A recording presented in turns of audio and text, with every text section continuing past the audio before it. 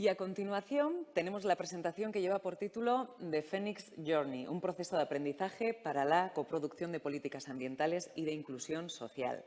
Entre otros aspectos, nos presentarán un recurso pedagógico enmarcado en el proyecto MedTown, un proyecto que se encuentra bajo el paraguas del programa ENI-CBC-MED de la Unión Europea para la cooperación de 14 territorios costeros del Mediterráneo, que busca, ante todo, un desarrollo sostenible y mayor participación, innovación e inclusión en este área.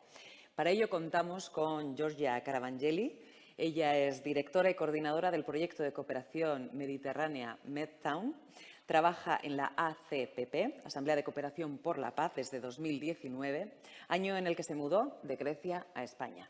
En 2020 fue elegida consejera de Asuntos Internacionales de REAS, Red de Redes de Economía Alternativa y Solidaria. Con una sólida formación académica en el campo de las relaciones internacionales, el desarrollo económico y regional, Giorgia es una experta que trabaja en proyectos de cooperación europea, coordinando proyectos de múltiples partes interesadas en varios países. Como consultora en networking y desarrollo de la economía alternativa, ha participado en proyectos de cooperación e investigación sobre la economía social y solidaria.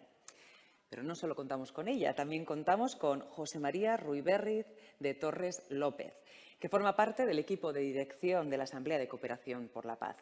Cuenta con más de 20 años de experiencia en la cooperación internacional, en ocasiones incluso como expatriado, como responsable de misión en Palestina y coordinador de equipo en Oriente Medio. Y dirige proyectos transfronterizos de alto valor estratégico.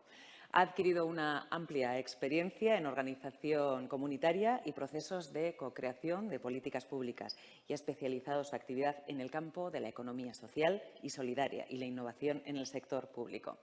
Es vuestro momento, Giorgia. José, os cedo la palabra. Eskerrik asko.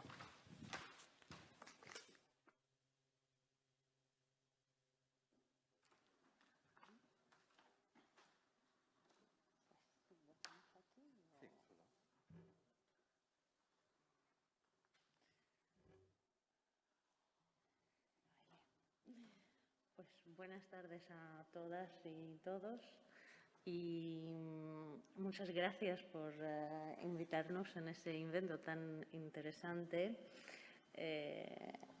Especialmente la sesión de la mañana era muy interesante porque nos ha dado la oportunidad de conocer gente y organizaciones que trabajan en el mismo campo que trabajamos nosotros o incluso diferentes, que sería muy interesante trabajar también.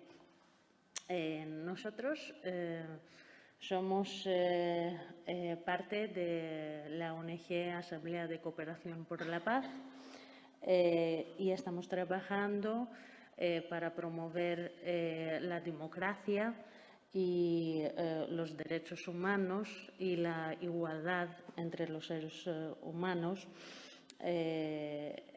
no solo en el Estado español, sino también en varios países internacionales.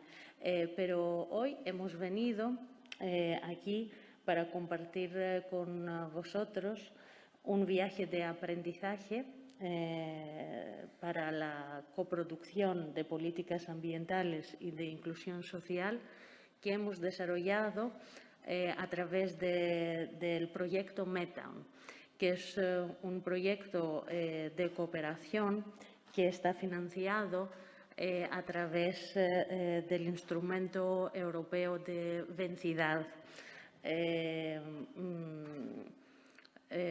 a través del programa de la cuenca mediterránea. Como podéis ver, este programa forma parte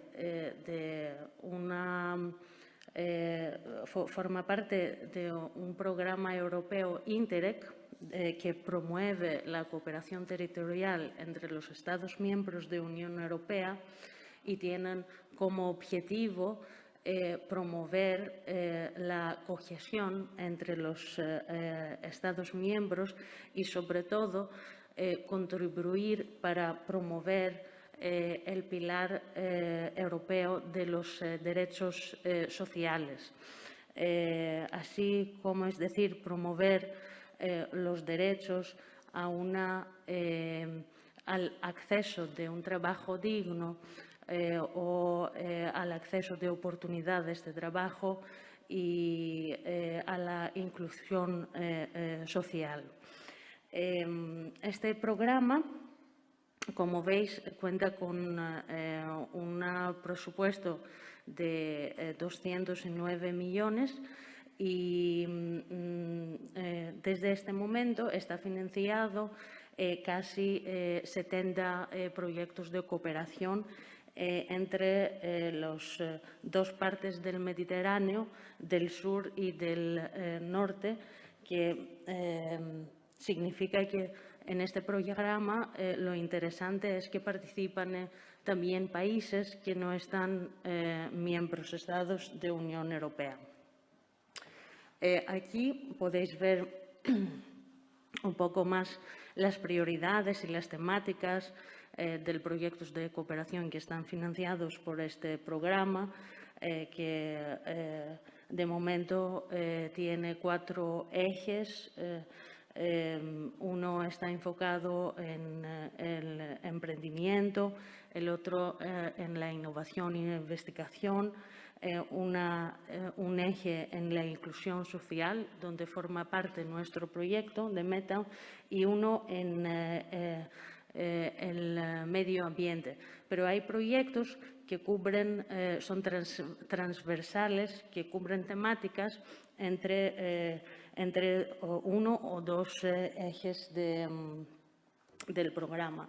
Nuestro proyecto es un proyecto que se implementa entre 9 organizaciones desde 6 países del Mediterráneo, y esos países son Portugal, España, Túnez, Jordania, Palestina y Grecia. Y además contamos con el apoyo de 9 autoridades públicas, otras son ministerios, otras locales, pero en cada caso son autoridades públicas estratégicas que promueven la economía social y solidaria y la innovación social. Aquí podéis ver la lista de las entidades beneficiarias del proyecto.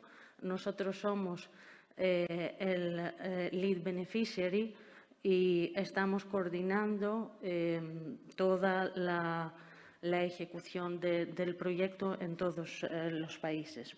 Y somos nosotros que tenemos el acuerdo con el donador. Y aquí podéis ver la lista de las entidades asociadas, tanto en España como en los otros países. Este proyecto tiene un presupuesto bastante grande que gestionamos nosotros, que cuenta con 3,4 millones de euros. Y casi los 3 millones son financiados contribución de Unión Europea y el resto está financiado para los propios recursos de las organizaciones que participan en el proyecto. Meta tiene básicamente 3 pilares grandes de la actividad. La primera, que aquí nos interesa, está enfocada en la parte de la formación y la captación de los actores de economía social y solidaria y además de las autoridades públicas para colaborar y crear todas conjuntamente iniciativas o políticas públicas para combatir la pobreza y la inclusión social y la sostenibilidad del medio ambiente. En paralelo, un importante componente de nuestro proyecto se dedica a la experimentación social y es aquí donde encontramos la mayoría de los retos y es además lo más interesante porque está acompañado desde una investigación a través de un grupo de investigadores que va a desarrollar una metodología de seguimiento y evaluación de esas acciones demostrativas, como las llamamos nosotros en el proyecto. Y es muy interesante porque a través de esa experimentación social y el seguimiento y la evaluación, lo que queremos crear es recomendaciones o identificar barreras que estamos enfrentando con esas acciones demostrativas para crear luego un debate y un diálogo político para mejorar el marco regulatorio que va a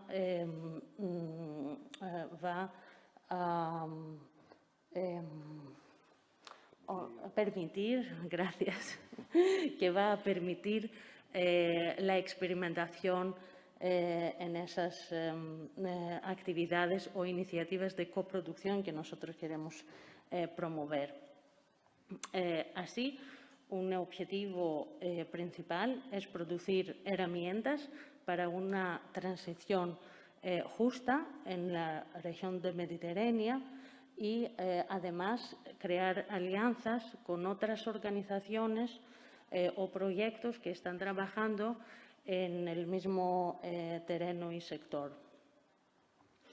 Desde el proyecto, varios grupos y varias personas pueden beneficiarse, no solo las autoridades públicas e investigadores o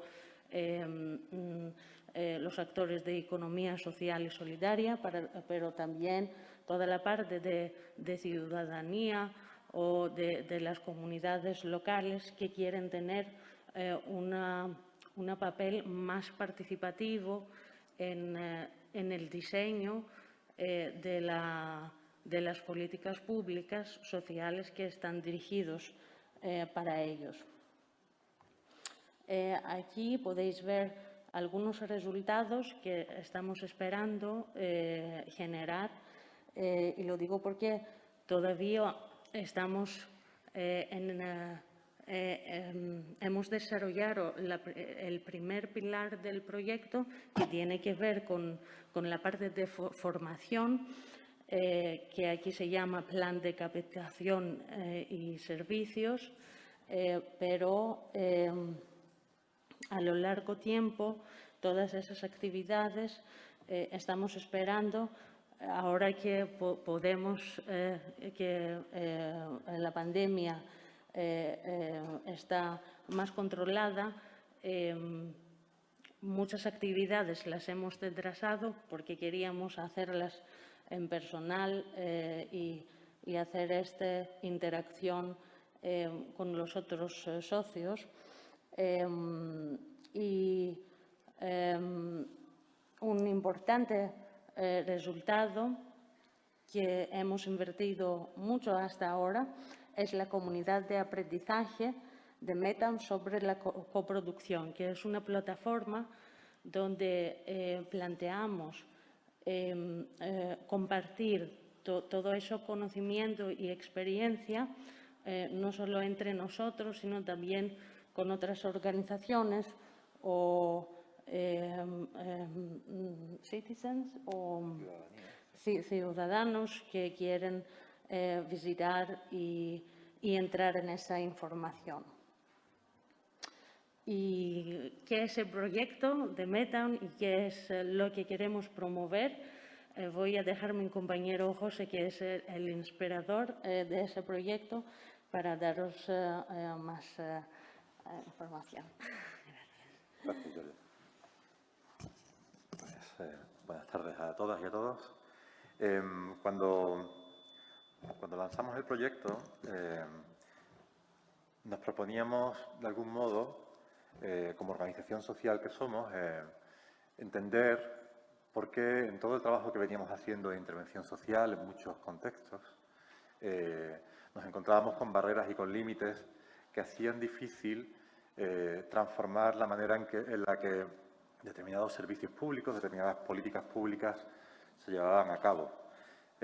Llegamos a una conclusión que era que las opciones que tiene una entidad de la sociedad civil para corresponsabilizarse en la gestión, en el diseño de políticas públicas, políticas sociales que afectan a la ciudadanía de manera muy directa, están muy mediatizadas por una serie digamos, tradiciones de la Administración que tienen un reflejo en la legalidad, por la que la Administración o bien centraliza la gestión de las políticas sociales y deja un margen muy limitado a la participación ciudadana en su configuración, en una lógica, la de la participación ciudadana, probablemente incapaz de atender las expectativas de la ciudadanía hoy en día, de participar de manera más activa en lo que le atañe.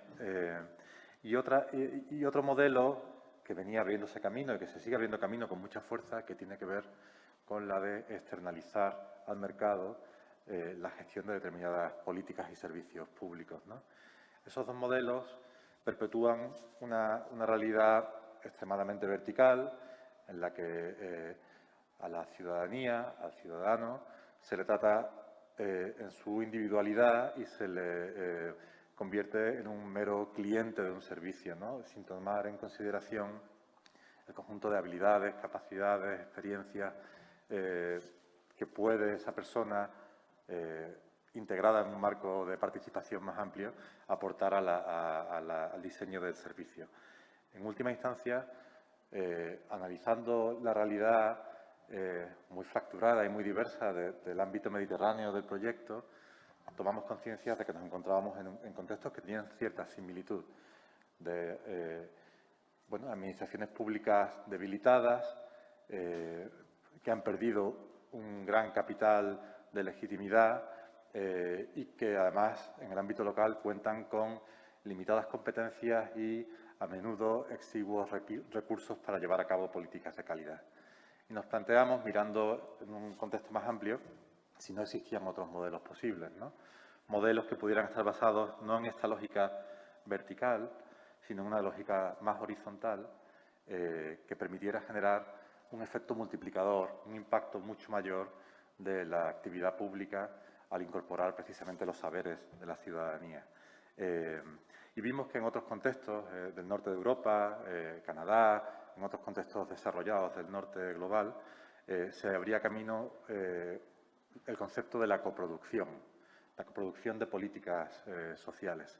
La coproducción es ni más ni menos eso, es generar un marco adecuado por el cual la ciudadanía pueda participar en todas las fases de la vida de la implementación de una política pública, ¿no? Y quisimos averiguar, de algún modo, cuál era el margen de posibilidad para que en este contexto mediterráneo pudiera abrirse camino un modelo de coproducción que superase esos enfoques o bien centralizados y verticales o bien externalizados, ¿no? En ese sentido, teníamos claro una cosa. Por nuestra propia experimentación como organización social en muchos contextos locales de nuestro país, pero también en asociación con muchas entidades en países del sur, la ciudadanía organizada a menudo genera experiencias profundamente transformadoras que tienen muy poquita interacción con lo público.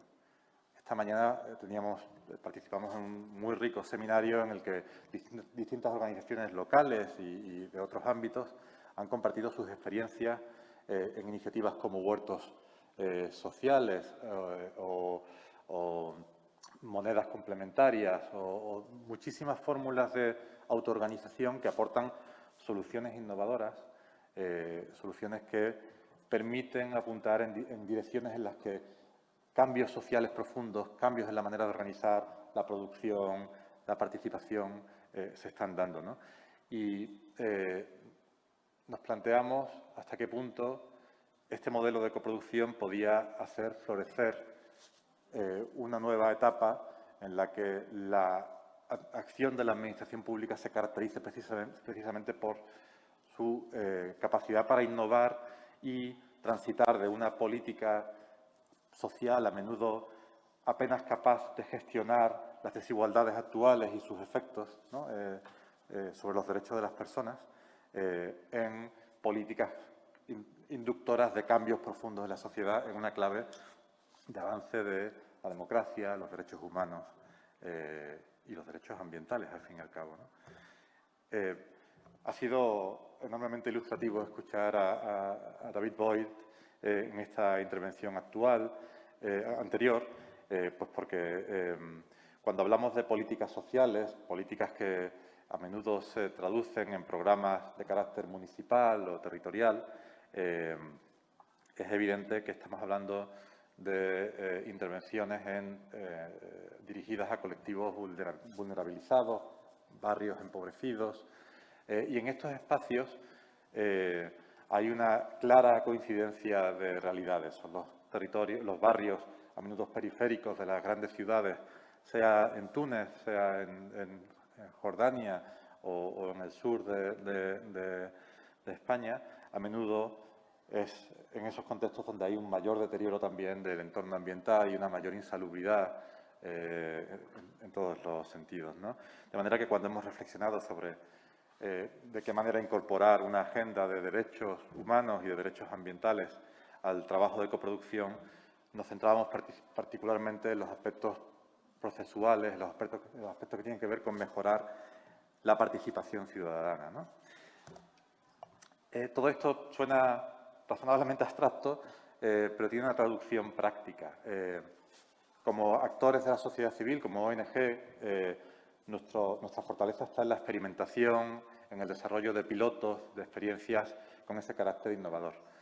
En la alianza que hemos construido con estas 9 organizaciones e instituciones en el Mediterráneo, nos hemos propuesto lanzar 6 proyectos demostrativos, 6 acciones demostrativas que representan o queremos que lleguen a representar casos de buenas prácticas en la coproducción de políticas sociales. Como veréis, cuando hablamos de políticas sociales lo hacemos en un sentido muy amplio y no me voy a parar en los detalles de cada una de las 6 acciones demostrativas que estamos implementando, pero destacaré algunas. En Palestina, nuestras 2 entidades socias en el proyecto se han propuesto abordar la mejora profunda de la gestión de los residuos sólidos urbanos, que son políticas deficitarias en todos los contextos prácticamente, pero en un contexto como el palestino, bajo la ocupación militar israelí, que impone límites y una zonificación que hace imposible el desarrollo de infraestructuras amplias para la gestión, entre otras cosas, de los recursos o de los desechos urbanos. La única fórmula que encuentran los municipios es la de quemar en vertederos incontrolados en el entorno inmediato de las zonas habitadas la basura en una combustión permanente, con el impacto extraordinario que esto tiene para la salud pública y para las condiciones de vida de las personas, ¿no? En ese caso, trabajando con actores de la economía social y solidaria del territorio, hemos planteado un modelo de cogestión de los residuos mediante la separación en origen de las distintas fracciones de las basuras para su procesado.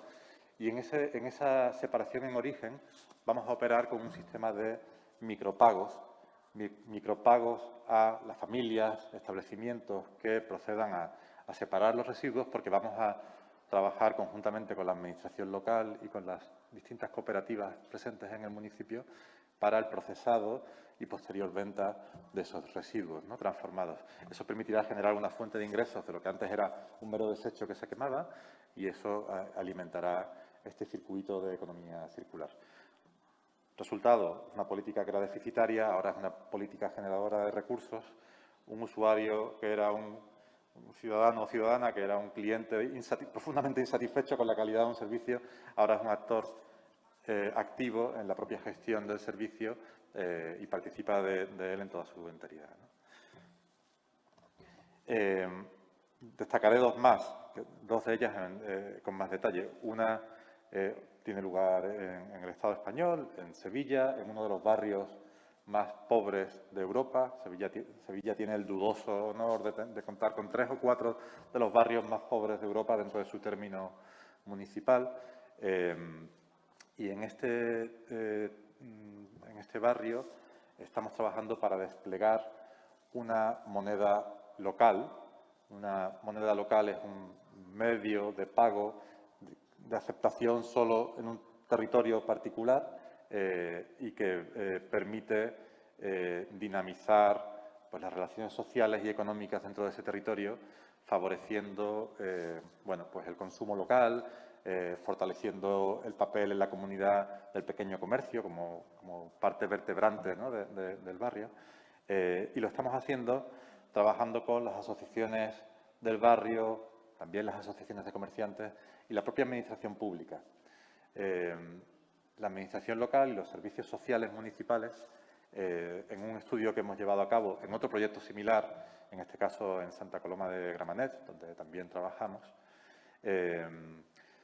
sus ayudas, en la pequeña auditoría que llevamos a cabo del gasto público, observamos que se canalizaban de tal manera que el gasto jamás, o en un 90% de los casos, no se materializaba dentro del tejido económico local, sino que ese gasto, que era procedente de una ayuda social, terminaba por ser bueno, pues ejecutado por la persona usuaria de los servicios sociales en una gran superficie, en una cadena de supermercados, dejando pues cero impacto de recuperación de la economía en el territorio municipal.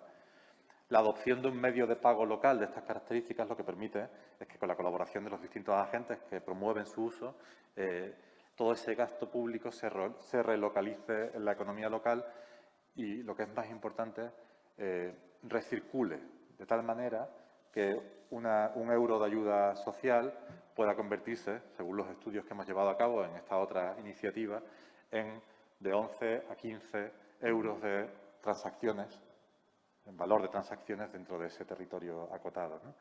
Esa fórmula, bueno, pues es una fórmula de innovación social alumbrada por la colaboración entre la administración pública y los actores de la economía social y solidaria en el territorio, ¿no? Y la propia ciudadanía que abraza esa iniciativa. El otro ejemplo que quiero presentar con un poquito más de detalle, y para eso tengo un pequeño vídeo en portugués, espero que estamos en Iberia, debiéramos ser capaces de entendernos, tiene que ver con de manera quizás mucho más evidentemente conectada con la temática de este seminario, tiene que ver con la creación de un bosque comestible en un barrio muy vulnerabilizado, empobrecido de Lisboa, de la capital de Portugal. Es un barrio, Campolide, en el que bueno, pues un grupo de asociaciones de la mano del ayuntamiento del distrito, de la figura no es exactamente equivalente a la que hay aquí, pues están trabajando para transformar lo que era una zona, un no lugar, una parcela abandonada muy cercana a una barriada muy modesta,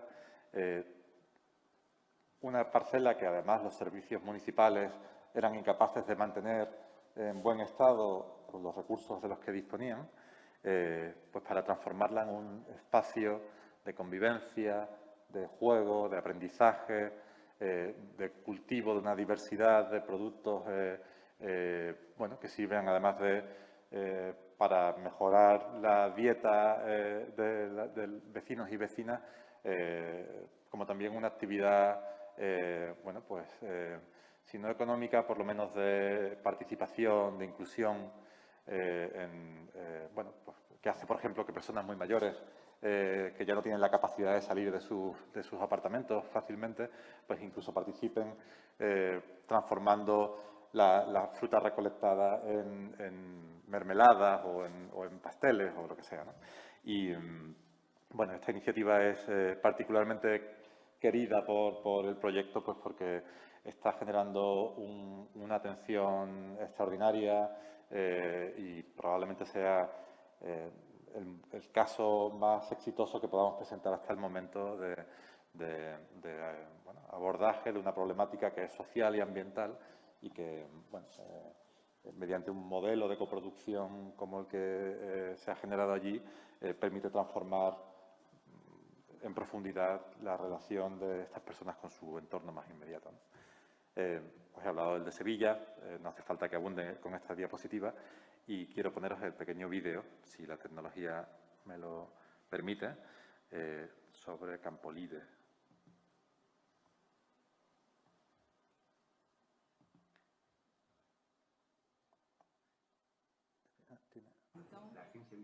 Elas foram recolhidas uma a uma, amontoadas em um caminhão. Maioritariamente é reconhecer o terreno, é perceber o que é que se faz aqui, para eventualmente depois também termos atividades posteriores aqui e vivermos mais no espaço.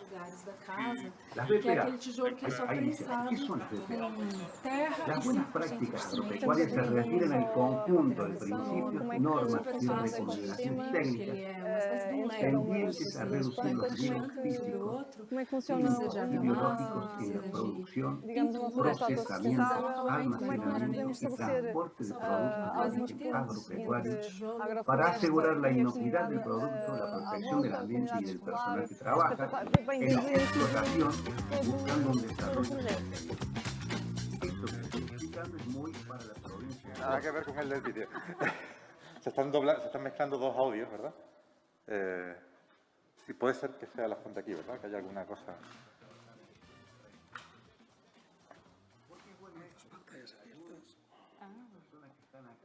Mira, que hay un vídeo aquí abierto que no es el nuestro.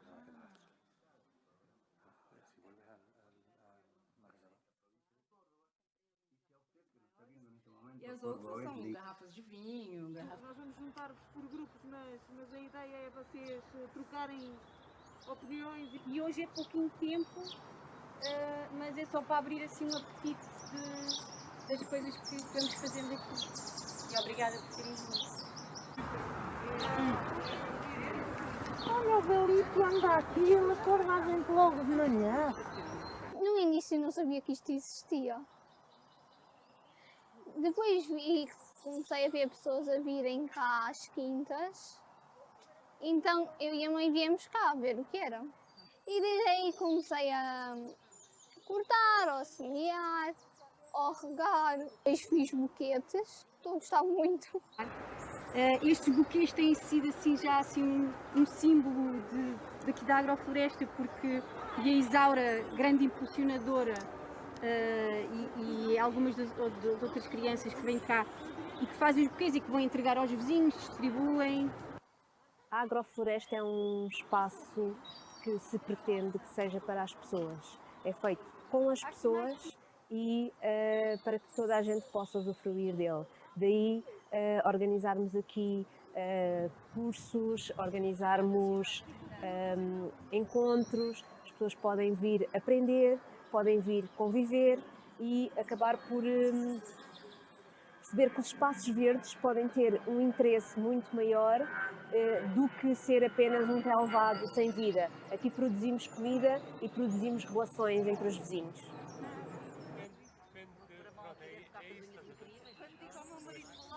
Maioritariamente é reconhecer o terreno, é perceber o que é que se faz aqui, para eventualmente depois também termos atividades com os escuteiros aqui e vivermos mais um pouco o espaço que a Junta tem para oferecer. Temos algumas dessas taxas. Temos aprendido não só a parte da plantação, como é que funcionam os ecossistemas entre cada uma das plantas, como é que funciona digamos, uma floresta autossustentável, como é que nós podemos estabelecer algumas pontes entre a agrofloresta e a comunidade à volta, a comunidade escolar. É espetacular. Bem, desde o início todo o projeto. O que tiramos destes dias é que, de facto, as pessoas estão muito disponíveis para trabalhar em conjunto, estão muito disponíveis para estabelecer pontos, ficaram muito surpreendidas com esta metodologia de trabalho de abertura e de fazer com, em vez de ser fazer para. E eu acho que nós vamos ganhar alguma capacidade de impacto no território a longo prazo se continuarmos esta boa relação, quer com alguns dos elementos internos da Junta de Freguesia, quer com estas várias pontes, com as ONGs, com a escola, com a comunidade, com o grupo comunitário. Acho que toda a gente está mais consciente do que pode fazer e isso acho que vai impactar a longo prazo.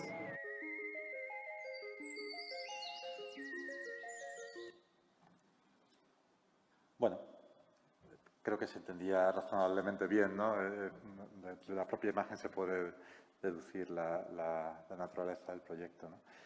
Bueno, estas son iniciativas, en el marco del proyecto son 6 iniciativas de carácter innovador.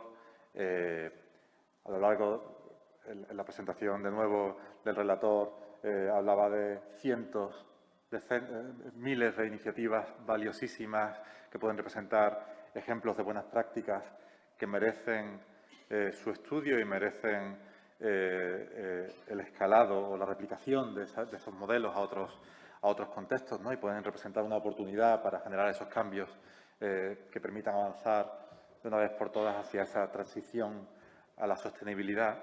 Pero lo cierto, y vuelvo a la tesis del principio, es que encontramos enormes dificultades para el desarrollo siquiera de estas iniciativas en las que una administración pública está profundamente comprometida con la introducción de cambios, ¿no? Y esos límites son los que precisamente estamos estudiando en el proyecto para tratar de transformarlos o abrir el debate que permita justamente irlos eliminando, ¿no? Los límites están asociados a una multiplicidad de factores. Unos nada desdeñables tienen que ver con la legalidad vigente. Antes apuntaba a lo constreñido que es la posibilidad, o sea, el modelo por el cual una entidad puede relacionarse con la administración pública. Esencialmente hay un abandono de las figuras de colaboración y eso genera un limitante importante. Y luego además hay riesgos que tienen que ver con que el abordaje de fórmulas innovadoras de relación entre la ciudadanía y la administración a menudo es contestada pues por informes jurídicos o interpretaciones de la norma excesivamente rigurosas que hacen difícil el despliegue de determinadas fórmulas de colaboración, ¿no? Otros aspectos tienen que ver con, por supuesto, con... un segundito, que vuelvo a la presentación, si soy capaz. Sí. Tienen que ver con la necesidad de profundizar en los aprendizajes colectivos. Y en ese trabajo es en el que avanzamos en esta primera etapa del proyecto. La economía social y solidaria es una amalgama de actores, organizaciones, cooperativas, pequeñas empresas, asociaciones, ONGs, que se proponen construir otro tipo de relación en el marco de la sociedad, otro tipo de relaciones económicas basadas en la atención a las necesidades humanas por encima de las necesidades del capital y de los mercados, ¿no? Es en ese marco en el que pusimos en marcha una ambiciosa estrategia de formación, cuyos detalles podéis tener a vuestra disposición registrándoos como participantes en la comunidad de aprendizaje del proyecto Medtown. Más adelante veréis los detalles. Y que arrancó con un taller internacional de formación de formadores que pusimos en marcha en octubre del 2020, desgraciadamente en un formato online que no era el que habíamos soñado en su momento, pero que permitió pues que personas expertas de estos 6 países, ligadas a las organizaciones e instituciones con las que estamos colaborando, pudieran prepararse para poner en marcha procesos de formación orientados a la co-creación de políticas sociales, ¿no? Utilizamos para el diseño del proyecto pues la imaginería de un mito, en este caso fenicio, que es el del ave fénix. El ave fénix como ese pájaro maravilloso, ¿no? que vivía eternamente porque cada vez que llegaba al final de su ciclo de vida ardía en llamas y de sus propias cenizas volvía a emerger un pájaro de fuego, ¿no? Y bueno, pues esos pájaros de fuego son los que inspiran el proceso de formación. Nuestro equipo de formadores y formadoras que forman parte de una red internacional que es Transition Movement, el movimiento de transición, propusieron pues una formación basada en 5 pasos que evocaban un poco el ciclo de vida del ave fénix, ¿no? Observamos las cenizas, era el momento de reflexionar respecto del punto al que habíamos llegado, los límites del planeta, los retos para la sostenibilidad de la vida en el planeta, ¿no? Y las interrelaciones que existen entre todos, entre la actividad humana y el medio natural que nos acoge, ¿no? Ese proceso pues sirvió para introducir conceptos que en la práctica social no están tan arraigados, en la práctica de las organizaciones sociales, digamos, o tan presentes como pueden estarlos en ámbitos institucionales o en ámbitos del ecologismo, que no es el caso de las organizaciones vinculadas, ¿no? La segunda parte del taller estaba centrada fundamentalmente en introducir el concepto de la coproducción. Obviamente, la coproducción es un marco posible en el marco de sociedades democráticas, es un marco al que entendemos que tenemos que avanzar, el de la superación de este modelo de participación clásica, pero la realidad es muy distinta en contextos como el de Jordania, pues donde no existen instituciones democráticas a fecha de hoy, o Túnez, que es la única república democrática en el contexto del sur mediterráneo, ¿no? Con lo cual, trabajamos conjuntamente para entender en profundidad este concepto y cuál era su recorrido de aplicación en cada uno de los espacios. La sorpresa es que relaciones de colaboración entre administraciones locales y ciudadanía organizada existen en todos estos contextos, a veces bajo figuras ancestrales, otras veces acogidas por marcos regulatorios más o menos avanzados, pero la posibilidad de desplegar estas soluciones que al tiempo contribuyen a avanzar en los valores democráticos estaba ahí, ¿no? El tercer eje tenía que ver con el repensarnos como organizaciones que forman parte de la economía social y solidaria como movimiento. Es decir, no somos una mezcolanza de ONGs, instituciones sociales de distinta índole, fundaciones, sino que por la naturaleza de nuestros objetivos, por nuestra voluntad de incidir de manera estructural en las relaciones sociales, económicas, desde una perspectiva de sostenibilidad y de democracia económica, podíamos situarnos como parte de un mismo movimiento internacional de la economía social y solidaria. Y a partir de ahí desplegar las alas y pensar en profundidad cuáles son las mejores estrategias para construir procesos de participación social exitosos, capaces de generar una masa crítica que permita demostrar que aquello que defendemos con tanta vehemencia, ¿no? Que sí, hace falta introducir cambios sistémicos en la manera de construir las políticas públicas, venga secundado por experiencias exitosas. Y en ese sentido dedicábamos una última sesión a estudiar en detalle pues, una multiplicidad de experiencias, de proyectos experimentales que estaban jugando un papel clave en cada contexto, ¿no? Y tratamos de ese modo de identificar cuáles eran las mejores prácticas, las mejores estrategias para que cuando pusiéramos en marcha estas 6 acciones demostrativas, estos 6 pilotos, pudiéramos contar con las mejores garantías de éxito. Y bueno, eso fue el vuelo del Fénix y esa formación se está replicando, prácticamente se ha replicado en cada uno de los 6 países ya en los que intervenimos. Las réplicas de la formación se producen en el contexto de estos proyectos demostrativos como el de Campolide, con lo cual la gente que está activamente involucrada en los proyectos de transformación ecosocial, ecobarrial, al mismo tiempo están participando de un proceso de formación y reflexión compartida, ¿no?, que es muy interesante. Y bueno, como comentaba, ya se han llevado a cabo los talleres en España, Portugal, Grecia y Jordania. Y el resultado de estos talleres es que tenemos una guía metodológica para proyectos de transformación ecosocial y coproducción de políticas públicas que está a vuestra disposición, que está accesible en la web de la comunidad de aprendizaje del proyecto Medtown.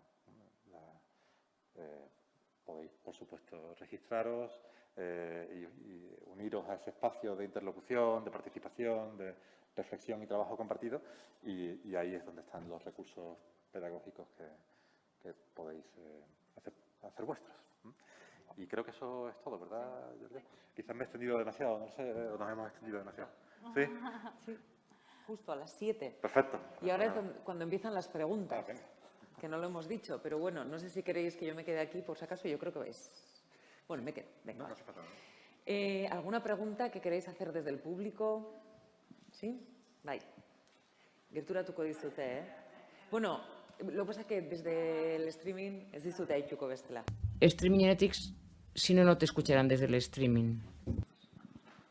Eskerrik asko por vuestra intervención. Bueno, me han surgido un par de dudas que no sé, supongo igual son muy amplias o si podéis contestar perfecto. También las experiencias que habéis planteado son muy diferentes geográficamente y socialmente, supongo, y supongo que la casuística también será muy amplia, pero me gustaría saber, sobre todo en las que os habéis centrado con más Lisboa y Sevilla, cómo ha sido el proceso de toma de contacto y de decisión de qué proyecto se va a hacer. Quiero decir,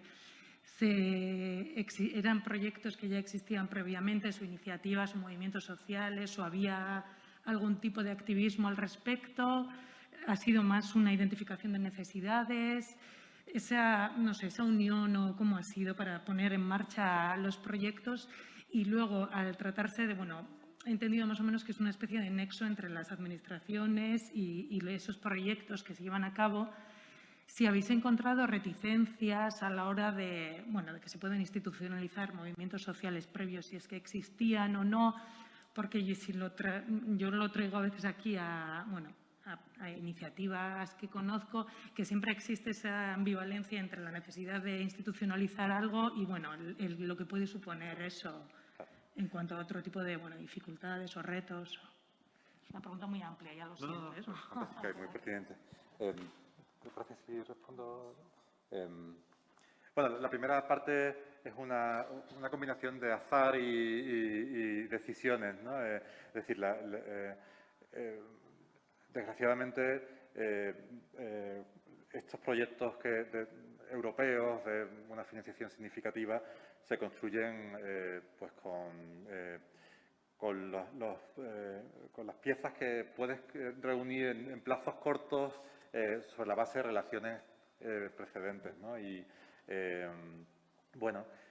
lo cierto es que el proyecto empezó a construirse sobre la base de la idea de apoyar iniciativas emergentes que conocíamos impulsadas por distintas entidades, ¿no? Y es el caso de Campolide, donde sabíamos que Campolide venía experimentando con una moneda de carácter local que incentivaba precisamente el reciclaje y ya era una iniciativa vinculada de algún modo a la administración pública, pero que había tenido una buena acogida dentro de los colectivos barriales.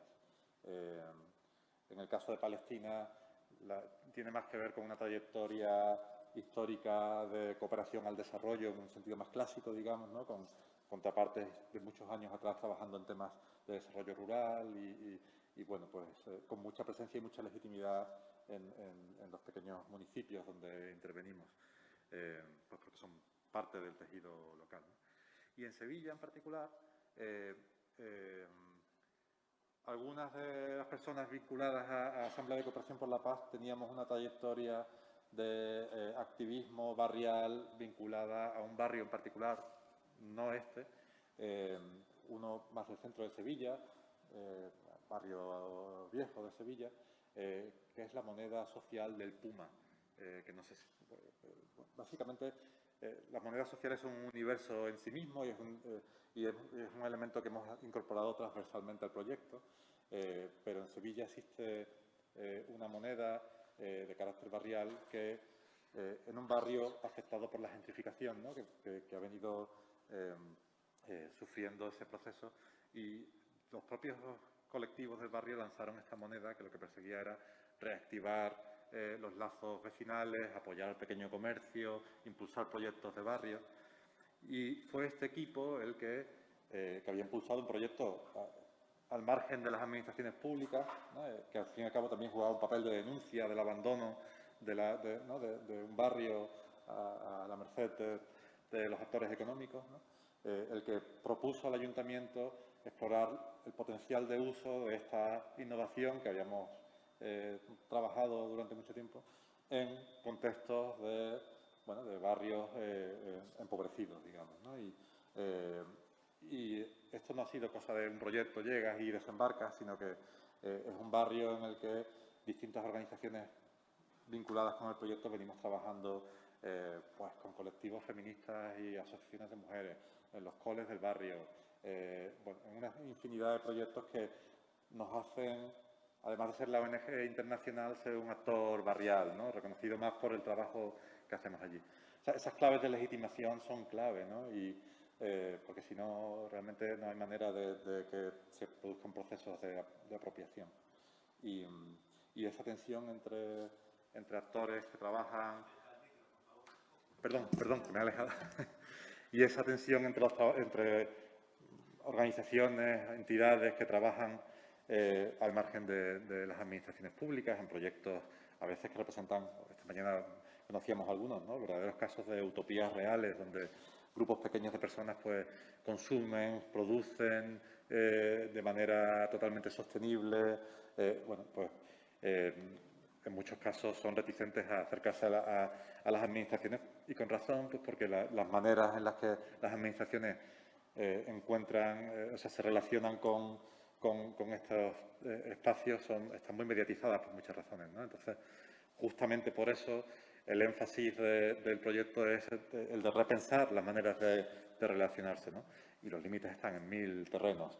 La presión que hacen las oposiciones para situar cualquier proyecto innovador como una práctica rayana en lo ilegal. Los cortoplacismos que impone la política y las elecciones y todos esos factores generan una tensión en la marcha de estos proyectos muy grande. En Campolide teníamos los dedos cruzados porque había elecciones hace una semana en Portugal. Ha habido elecciones locales y no sabíamos si íbamos a mantener el apoyo entusiasta por parte de la nueva administración que surgiera de esas elecciones, ¿no? Todos esos son factores que afectan profundamente. Es que ricasco. ¿Alguna otra pregunta? Tenemos desde YouTube. Dicen así: ¿se utilizó un modelo curricular para estos procesos de capacitación dentro del proyecto? El planteamiento está alejado digamos, por la propia naturaleza de los actores, ¿no? De procesos de formación, digamos, más formales, ¿no? O del ámbito reglado. Fundamentalmente nos centramos en la transferencia de experiencias, en esta lógica de comunidad de aprendizaje, como espacio real, pero también virtual, en el que se comparten experiencias, recursos, y esa dimensión de proceso de aprendizaje compartido es el que prima, ¿no? Entre otras cosas, pues porque el perfil de las entidades y el perfil de las entidades que forman, que se han encargado de asumir la formación, es el de gente que practica, que está en proyectos de diversa índole, ¿no? Y no tanto en el ámbito académico formal. Sí. Y además, algo muy importante es que nosotros hemos desarrollado una materia de formación que luego cada formador local estaba libre a adaptarla en su propio contexto y terreno y en la base de la acción demostrativa que va a afectar cada país. Para participar en la formación está abierta. Inicialmente se hace una convocatoria abierta para seleccionar algunos participantes, porque por COVID no podemos tener muchos participantes, aunque si algo se hace online puedes tener muchos participantes, pero el problema es que la formación es muy interactiva. Entonces, para poder dividir en grupos y trabajar y dinamizar toda esa parte, tampoco puedes tener 100 personas en una formación. Pero para las personas que no pueden participar, una vez que la formación a través de los formadores locales se termina, luego está disponible a través de la plataforma el acceso en la materia de formación y cualquier persona puede usarla. Gracias. Otra pregunta desde YouTube que dice: ¿cómo se llama la organización internacional que vinculasteis al proceso de formación de personas facilitadoras? Red de Transición. Red de Transición. Vale, lo hemos recordado. ¿Alguien más quiere hacer alguna pregunta? A mí me gustaría, me ha llamado la atención la libertad de expresión relacionada con el medio ambiente. ¿Cómo trabajáis este tema específico, ¿no? Porque ya que estamos hablando justo de eso, de educar, de transmitir, de llegar a la ciudadanía, ¿cómo está vinculado este derecho humano respecto a la crisis climática? Bueno, el ejemplo de Campolide es quizás lo más representativo, también el caso de Palestina, aunque todos los proyectos que estamos impulsando en el marco del Medtown tienen de una u otra manera un impacto indirecto sobre las condiciones ambientales, ¿no? La participación política, el derecho a la participación es el elemento sobre el que gira toda la lógica del proyecto, ¿no? Si lo que queremos es precisamente cualificar la participación, dejar atrás esos modelos vetustos de consejos de participación que son meramente consultivos, que a menudo operan además en muchos contextos como herramientas más de legitimación, aunque sea superficial, de las administraciones, de los gobiernos de cada institución, ¿no? A menudo generando más bien dinámicas de clientelismo que dinámicas de reflexión compartida o de trabajo compartido, ¿no? Pues el introducir estos espacios que son al mismo tiempo procesos de convivencia, de formación, de reflexión compartida y de diálogo con la administración, estamos precisamente introduciendo en el ámbito de Campolide, es evidente, en el terreno de la mejora del entorno ambiental, introduciendo un elemento ligado a la potenciación de la libertad de expresión y de participación política, ¿no? Y social. Gracias. ¿Alguna pregunta más? Yo como última, ¿qué tendencias apreciáis? Es decir, ¿estáis, como quien dice, a pie de calle, ¿no? O a pie de huerta, o con muchísimos proyectos y en diferentes países, en 6 culturas diferentes? ¿Qué apreciáis? ¿Qué tendencias? ¿Hacia dónde vamos? ¿Hay unas ganas de participar más por parte de la ciudadanía? ¿Todavía estamos reticentes? ¿No nos sentimos tan protagonistas, tan co-creadores, creadoras? Pues hay en algunos países que se puede ver más el voluntarianismo, ¿sí? Como por ejemplo Portugal, que es muy maduro. En nuestro caso, en España, podemos ver que nosotros tenemos mucho conocimiento en modelos circulares, como con el uso de monedas sociales, y eso es algo muy interesante de parte de los otros países. En Palestina vemos un crecimiento de cooperativas, de las mujeres y un movimiento muy grande en ese sector, aunque todavía no tienen un marco regulatorio de la economía social y solidaria. Lo mismo en Jordania, donde aparece que están un poco más alejados de esos conceptos y hay mucho más trabajo que hacer. Y en Túnez,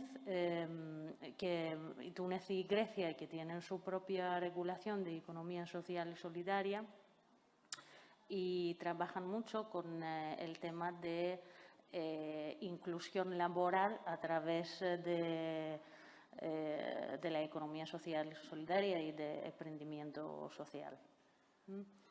Sí, por añadir, es difícil extrapolar, ¿no?, o hacer un análisis que sea aplicable a todos los contextos. Yo diría que sí hay un elemento en común, que es un despertar de la gente joven y del movimiento feminista, pues que representan probablemente, junto con el movimiento ecologista, el mayor elemento de esperanza en todos estos contextos, ¿no? Y con distinto grado de madurez y con distintas dificultades en su emergencia.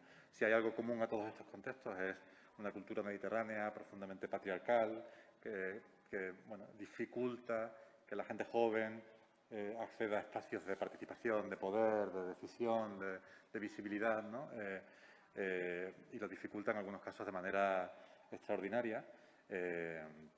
Pero vemos ejemplos de personas bueno, pues que arriesgan mucho por expresarse con libertad, por encontrar espacios de organización al margen de instituciones precisamente dominadas por ese modelo patriarcal y gerontocrático que existe en muchos de estos contextos, ¿no? De manera que ese es el elemento de mayor esperanza que yo destacaría, y una parte de esta gente joven pues que maneja las tecnologías, que bueno, pues que ha buscado otros espacios de encuentro, forma parte de este núcleo de proyectos que estamos impulsando y confiamos y siempre aspiramos a poder estrechar las alianzas con estos colectivos, identificarlos, ¿no? Siempre la ansiedad es siempre encontrarles y ver si podemos ser de alguna utilidad, ¿no? en cada caso.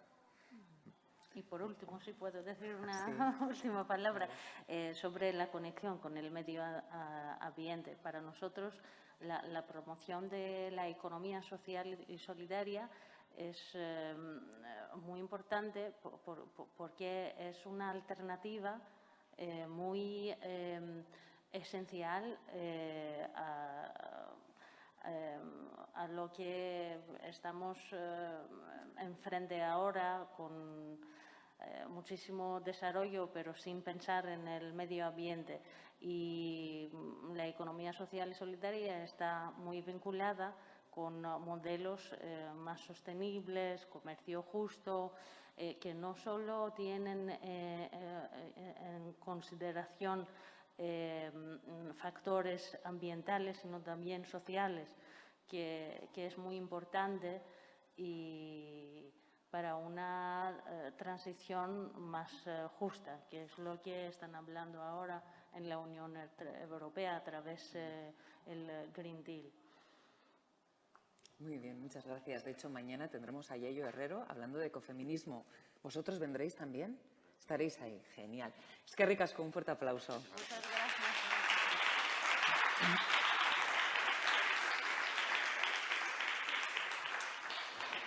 Bueno, y hasta aquí la primera parte de la sesión de hoy.